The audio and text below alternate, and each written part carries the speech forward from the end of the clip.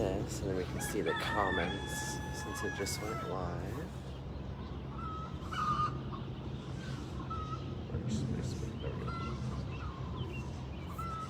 There we are. There we are.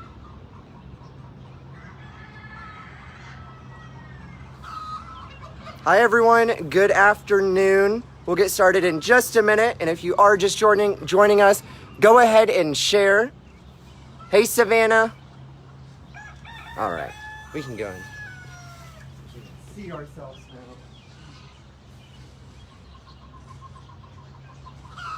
All right, so hi guys, my name is Conrad, and with me today I do have Miss Lynn, who helps out everywhere on the Hunt Club Farm property.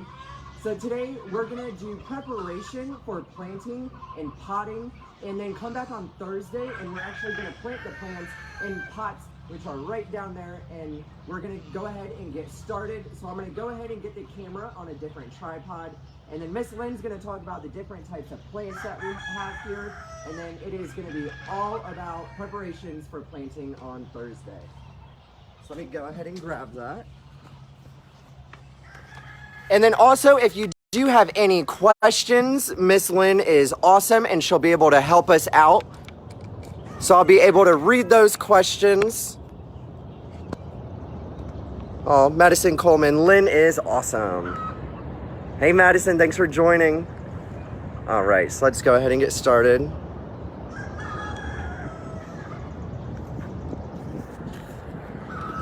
All right, yep. Conrad and I got together, we were talking about getting ready to pot plants for summer. And we thought, well, preparation is very, very important, because if you don't take care of your plants and prepare your pots properly, you will not have success. So on the table, I have sorted them. The ones on this end are, for the most part, sun, and we don't have a lot of shade plants, but it's kind of the rule of thumb, if it's in the shade, it's not going to have much flower. So the sunflowers have much showier blossoms. So I'm going to tell you some of these. This is a Coleus. Years and years ago, it was always a shade plant. See how the beautiful colors? They're always so vibrant. And over the years, they've developed a series that we can plant right out in the sun, and they'll thrive all summer long. And they just have wonderful colors. And you don't have to deadhead them. Some of the stuff we have to deadhead, and we'll talk about that in a second. These are Pentas. They're same color, but there's two different varieties. This is called Little Red, and she only grows to be about a foot tall.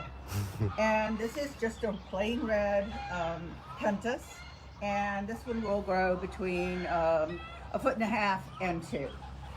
This is a great plant because it will bloom all the way to fall, but you do have to deadhead it. But when you buy your plants, make sure you're getting a nice healthy plant. And look, like this is a brand new bud that hasn't begun to bloom. And this one is blooming, of course, and that one's the next one that will bloom.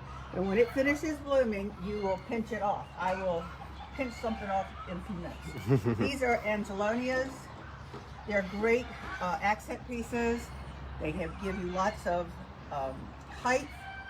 And when you plant your plants, you want it to have movement in it and color. But you have to kind of narrow it down. All these beautiful plants here, we can't have all of these colors in one planter. This is a geranium. Everybody knows a geranium. Beautiful geranium. Geraniums. When you buy, I bought two. This one, but this is, needless to say, the one in full bloom, but almost blooming, and these are the new buds that will start. This is one of my favorite color geraniums, and I selected this one because look at all the babies coming. All of those, when they come into blossom, they're going to be fantastic. So if you guys are just joining us, this is Miss Lynn. She helps out everywhere, every time of the year on the farm.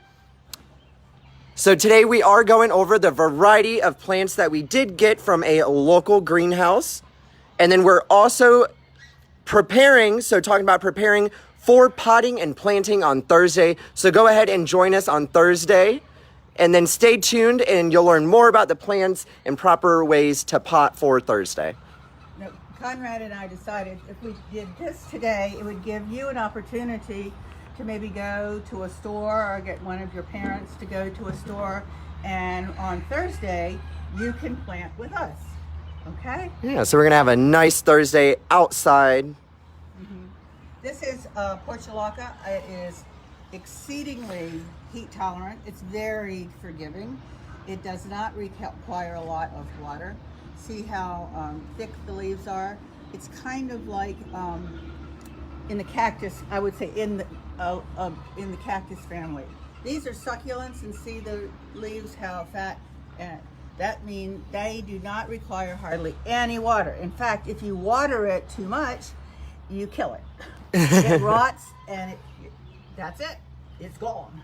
They come in so many fabulous shapes and colors. And these ones are so beautiful. I've never seen one so big and vibrant and healthy like that. I'm going to find a little pot and we'll plant that on Thursday. Everybody, I'm sure, has seen a marigold before. Marigolds, I must say, it's not one of my favorite flowers, but it has lots of purposes. It blooms all summer, and you can put it in your garden, and it's a natural deterrent to bugs. Oh, that is awesome. Back here, these four things are petunias, and they come in a wide variety of colors and a wide variety of sizes for blossoms and their characteristics. Some cascade, some grow tall, and these are going to cascade out. But I wanted to show you all the different colors that we had. Tomorrow I'm going to do this red, white, well, Thursday I'm going to do red, white, and blue for the United States. And you know, we're all in a very unusual time in our country and the world, for us. And I thought that would be great to do. And red flowers are easy to find, white flowers are easy to find. Blue flowers, not so easy. Not so easy. In Hey, fact, Kathy. You will look at that and you'll go, that's not blue. Does she know what color blue really is? Well, in the world of flowers, that is blue. Just like this over here is blue scaviola.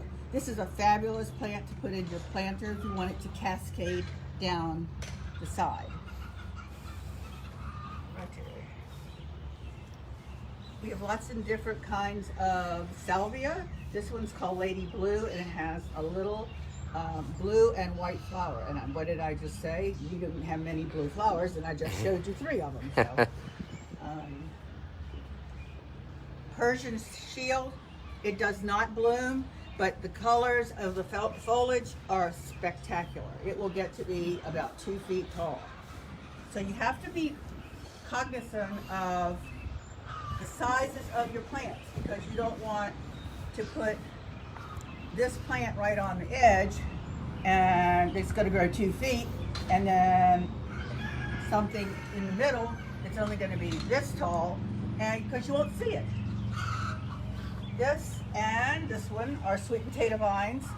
They are fabulous accent pieces. This will cascade out of your pot and grow. This is called Caroline. No, this is Illusion. It is a new variety, fairly new variety. We used to use Marguerite, but this one I picked because it's so lacy and airy. I thought it would give the pots a lot of movement. And here's the black color, kind of a purpley color. It's called Sweet Carolina Raven. This is a spike. It's an accent. I'll put it in a pot on Thursday, and it'll probably be in the middle, and I will plant around it. This is Creeping Jenny.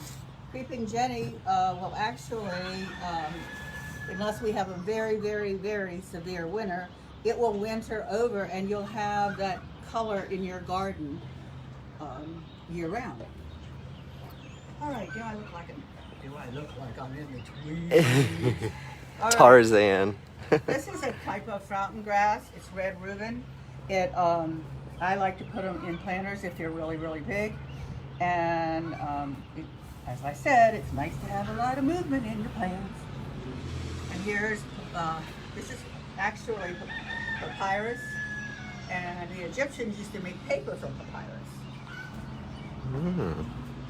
Alrighty, now we're in the shade. This is a New Guinean patient. It tolerates a little more sun than regular impatiens. Whereas this is a regular impatient, and if you could have seen this plant yesterday afternoon when I took it off the truck, I didn't think it was going to be looking like this today. I thought it was gone, but it perked up in the cool night and a little water, and it did its thing. Oh, I love the color of that one. This is a variety of begonia. Begonias come in lots and lots of different colors. Pink, white, salmon, red, and lots of different leaf structures. This is also a begonia. This is called a dragon wing begonia, and it gets huge. I mean, it really does. It's so big. And if one of your arms breaks off when it gets too long, just stick it in a glass of water or stick it in a pot, and you'll have a new plant. These come in a dark leaf, a bronze leaf, but I just brought the green leaves today. Okay, and down here on the floor are my herbs. It's always nice in the summer to have a nice little pot, or if you have an area in your yard to grow some herbs, and when your mom or dad or you're helping cook, and the recipe calls for basil, just go out in the yard, pinch, don't pinch it down here, pinch up here. So see, you got your leaves here, and then you have another set of leaves down here, so you would pinch it right there, and then it'll grow some more. But you don't want to pinch it down there because you're probably going to kill the plant. Loves sun. This is cilantro. The only problem with cilantro is it doesn't like a lot of heat. And when we want to have our fresh tomatoes with a little bit of cilantro, sometimes it's hard to find. So I always suggest taking your cilantro and putting in a small pot all by itself, so you can move it from place to place to try to keep it as cool for as long as possible. The oregano, let's get out that pizza and the spaghetti sauce. This is a lavender. It's very fragrant, and I have a hard time growing it, to tell you the truth. I think I overwater it. This is thyme. This is a zillion kinds of thyme. This is just regular old thyme. But there's lemon thyme, there's yellow lime, there's variegated, tarragon, not tarragon, thyme. And flat leaf parsley and curly leaf parsley. When you plant this, you are going to feed a lot of caterpillars. Yesterday when I was working in the greenhouse, I looked and I already had one of the monarch caterpillars eating my parsley. And the last two, this is rosemary. This is a cascading rosemary. You could actually put it in a flower pot and it will cascade down the edge. And this is an upright. It's called arc rosemary. So all of these are really sun tolerant, except which one? Cilantro. Cilantro. All right. So think about, if your parents are going to let you plant with us on Thursday, think about what you're going to plant. And when you're shopping for your plants, most all of them have a card that tells you the name and it tells you on the back in much finer print how long it's going to bloom. We grow this for its foliage, and it's going to grow all summer long till the first frost. Yeah, so if you guys are just joining us, this is Miss Lynn. She helps everywhere, every day on the farm. So Thursday, she's going to come back and we are actually going to plant some of these plants. So if you do go out, remember, practice social distancing still at the stores. Try to find local greenhouses in the area. We do have plenty of them who could use business. So go ahead and grab plants and then come and join us on Thursday. And Miss Lynn just did go over all these plants. One. Oh no! The lantana. Lantana is very heat tolerant, but if you decide you want lantana, make sure you read the card that's in it, because some of them are mounding and they'll grow up, and some of them are stretching and stretch out. But so just get your card and decide the colors you want. So that one's gonna be a bright orange. So I just like I said, I'm going to plant the red, white, and blue for the United States and our unusual times with the coronavirus. So does anybody have a question about any of the plants that I have talked about? Yeah, so if you guys have questions, go ahead and comment down below and we'll be able to answer them. And then we're going to move on to this side over here. And then we're going to talk about potting for the plants. The two hanging baskets that Conrad is photographing right now, they hang at the entrance to the petting farm. Yeah, so right here you guys might notice them. And every year I take the old plants out, empty the soil out. So I'm going to start with this and fill it with the soil. And I do that. Some people go, well, there's soil in it. Why don't I just use the same soil? No, it's just safer because lots of times it'll have a disease in the soil and it goes to your plant and then your plant's not successful. So I've cleaned it out. I will fill it full of potting soil mixture, and that's something you really have to be careful when you buy, because this is Miracle-Gro. It's a great brand. It's been around for a long, long time, and it's moisture control. So it actually has something in it that helps you keep them watered. See? Over and under watering. So if that is a concern, then this right here is for you. If you think you underwatered or overwater it, this one is a great one. And remember I said about the succulents, if you overwater it, it will actually rot in many of the plants. If you don't prepare your pots properly and you overwater, the roots will, you get root rot.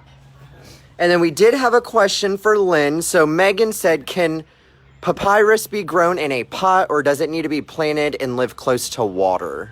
No, you can plant it in a pot. This is probably, over the thousands of years since the Egyptians did this, things have been hybrid and different consistency. Probably, way back when, you did have to have it near the water. But you can plant it right in your planter. If you want to put it in your flower bed, you can do that too. So I have showed you about these, and then this is what we call a mixed planter. It has geranium, and remember I talked about the spike. But when I do a planter, I usually do more than just two things. And I was talking about deadheading. See, I did not take this one off because I wanted to show you. You go way down here, see where a hand is, and it's kind of like a little joint down there, and you pop it off. See how it pops off? Yeah. Now you have all your blossoms are good, and you have babies branching out. If you do not deadhead them, the ones that are left in the plant, they drain the plant of nutrients. And does anybody know what it takes to grow a plant? Nutrients. Anybody else? No. What does it take? When you germinate a seed, what does it take for the plant to grow? Water. Water. Sunlight. Air, and nutrients, and There you go. time. People will say, well, it's soil. Soil has to be one of them, and it's not, because there's a type of growing called hydroponic, and those plants, the people that grow hydroponically, they have big greenhouses and they have big troughs full of water, and it's filled with water and nutrients, and the plant grows just like that. All right, moving right along. These are some of the pots we have over at the market. They come in 3 different sizes. Small, medium, and large. Small, medium, and large. And lots of different colors. You don't have to have something this fancy. You can have just a regular, this is not, we call it terracotta, but it's just plastic. But if you're shopping at the garden center, or they have terracotta pots. I love terracotta pots. I plant a lot in terracotta. So, then over here, this is another hanging basket. One of the men that works out here, he asked me to do his hanging baskets each year, and he went to the extreme and actually threw the fiber liner away, and so he had to go. He kept the metal part, but he had to go find new fiber PO liners. All right. Some people like to wear gloves. I don't garden with gloves. I find that I have a hard time because they're so bulky. But now, as we know, we've all gotten really familiar with these. I think I could actually garden in these. And Less bulky. less bulky. And just, if you want to garden with your gloves on, then there you go. Now, let's just say I'm going to get ready for my pot. Make sure you wash the pot out and it's nice and clean. Even if it's a brand new pot, rinse it out so you don't know what has been around that pot in the store. If you have one in your garage or on your back porch and you want to use it, you're going to remember we're going to empty the soil out and clean your pot. Sometimes when the pots are really big, or you want to make sure that they have a little drainage, this pot actually, this is a weird kind of pot. It has a plug that I can actually pop out and have a hole in the bottom. Or So right there where that little thing is, what you do is you just stick a screwdriver in that in right there, and it's gonna pop a hole. So that is your new draining hole. and that's right, Conrad. It says to make a drainage hole, simply poke a small screwdriver through the top of the stem. Happy planting. So, and if you have a huge pot and you don't want to put that much potting soil in, you can get some peanuts. Just Peckin' peanuts. packing peanuts. But make sure they're not biodegradable, because when they're biodegradable, what's going to happen when they get water? They're gonna degrade. They'll be gone. Yep, so make sure you do not buy the biodegradable ones. Of Yeah. course, we're not planting in the soil, so we're not harming. It is just going in the pot. So see, that's one, and I would put it in here and to fill it up so I wouldn't have to put as much soil. If you don't have regular peanuts, packing peanuts, you can collect some rocks. This also gives your pot a little more stability. It makes it a little bit heavier, and so you can use some Yeah, rocks. so send the kids out in the morning on Thursday before we start potting, and then just take the rocks, like she said, and then you can just put them in to fill up the bottom. If you don't have enough soil, or if you don't want You don't want to use to, that much. yeah, pack it that much, go ahead. And then the same thing with your peanuts. Yeah. All right, so we talked about our pots, talked about cleaning them, getting them ready for the soil. If you are potting with us on Thursday, you might want to get your pots to this stage and put your soil in them, because it will be able to move along a lot faster. Remember, it has to have water. The Hudgens watering container. And I use Miracle Grow. This is the all-purpose, general all-purpose. And you should fertilize your plants about once every 2 weeks, because it's not like when you're planting in your garden and it has lots and lots of dirt around it. When you water the plants, the water runs through and it washes the nutrients right on out. So you have to replace the nutrients. So if you're going to plant with us on Thursday, select your plant. Remember to read the tag. Is it going where you're going to put your pot? Is it going to be in the sun? Is it going to be in the shade? If it's part and part, if it's in the sun in the morning, that's what we call morning sun, and morning sun is very cool sun. Whereas if it's going to be in the afternoon sun, that's very hot sun. It's baking sun. So you're going to have to go with only something that has full sun. And what else